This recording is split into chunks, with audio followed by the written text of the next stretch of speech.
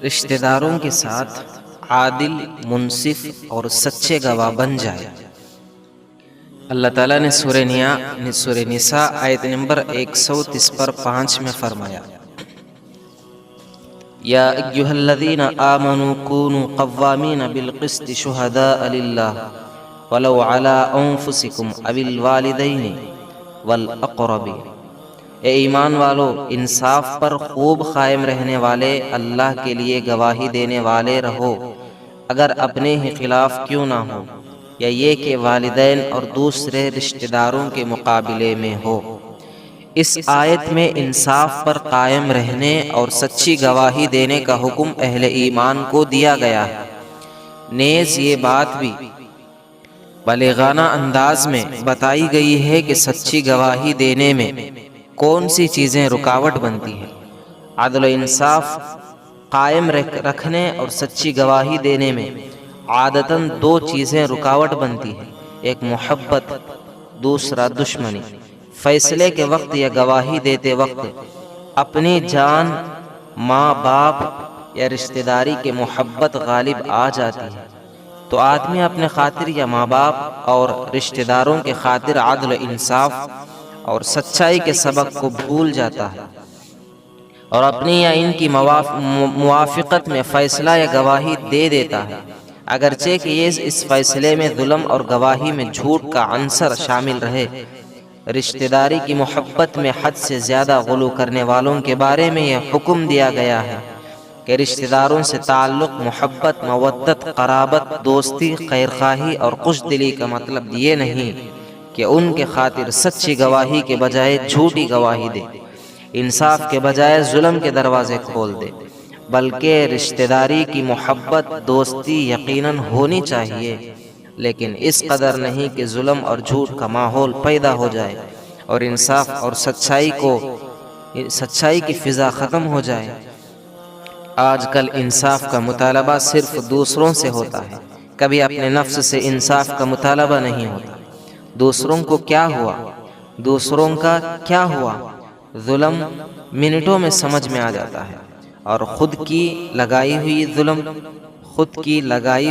ظلم کی آگ بھڑکنے کے بعد بھی سمجھ میں نہیں آتی۔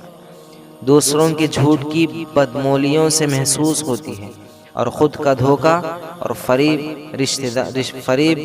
شہرت سے بھی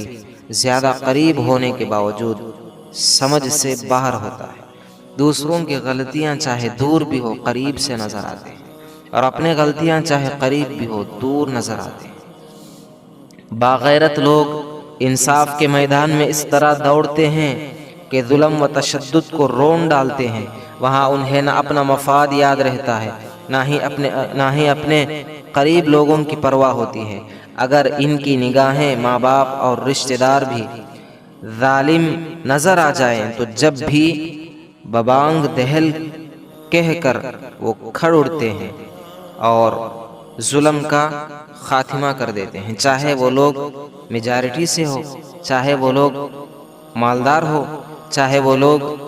دنیا کے اندر اپنا وقار رکھنے والے ہوں، لیکن کبھی بھی انصاف کا پیچھا نہیں چھوڑیں گے، کبھی بھی ظلم کے ساتھ نہیں دیں گے، وہ ظلم کے خلاف ہی آواز اٹھاتے ہیں۔ اسی لیے نبی نے فرمایا کہ کھلم کھلا کہہ دو، جو ہونا ہے وہ ہوگا، مر کر اللہ ہی کے پاس تو جانا ہے۔ سے بڑا رشتہ ایمانی رشتہ ہوتا ہے۔ اللہ نے فرمایا، یا ایھا الذین آمنوا لا تتخذوا آباءکم واخوانکم اولیاء ان استحبوا الکفر علی الایمان ومن یتولہم منکم فاولئک ھم الظالمون۔ سورہ توبہ آیت نمبر 23 میں اللہ نے فرمایا، اے ایمان والو، اپنے باپوں کو اور اپنے بھائیوں کو اپنا رفیق مت بناؤ اگر وہ لوگ کفر کو بمقابلہ ایمان کے ایسا عزیز رکھیں کہ ان کے ایمان لانے کی امید نہ رہے، اور جو شخص تم میں سے ان کے ساتھ رفاقت رکھے گا سو ایسے لوگ بڑے نافرمان ہیں۔ اس دنیا میں مومن کا امتحان ہوتا ہے کہ وہ اللہ اور اس کے رسول کے تعلقات پر رشتہ داری کے تعلقات کو زیادہ ترجیح دیتا ہے، یا رشتہ داری کے تعلقات پر اللہ اور اس کے رسول کو زیادہ ترجیح دیتا ہے۔ مذکورہ آیات اسی سلسلے میں نازل ہوئی جب ابتدائی اسلام میں ہجرت فرض ہوئی۔ اللہ اور اس کے رسول صلی اللہ علیہ وسلم کی خاطر اپنے ماں باپ کو، بیٹے، بھائی، بیوی، کنبہ اور مال و دولت، تجارت، جائیداد، الغرض سارے تعلقات کو چھوڑ کر مکے سے ہجرت کرنا فرض قرار دیا گیا تھا۔